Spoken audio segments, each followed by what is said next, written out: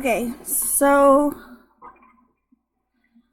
I just wanted to show you guys how to do a reverse slip stitch join.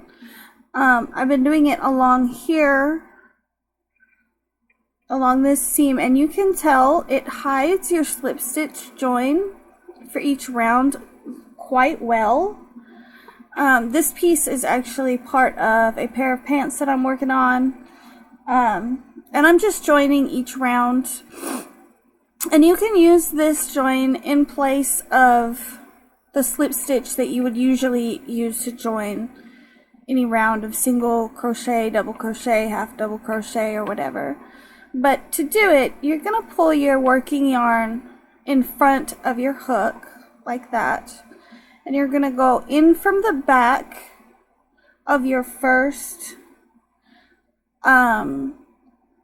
stitch of the round. So you're going to go in from the back, and then you're going to yarn over, and you're going to pull it through both loops of the stitch,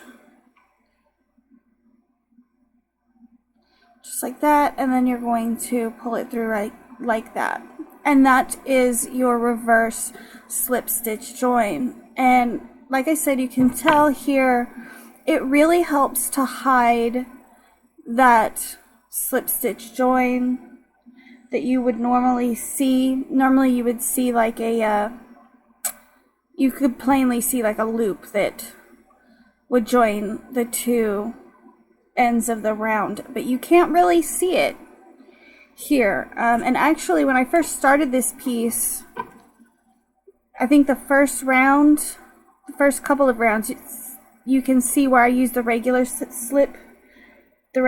stitch join right there, and then I switched to using the reverse slip stitch join up here, and you can see it's much less noticeable. So I just wanted to show you guys how to do that.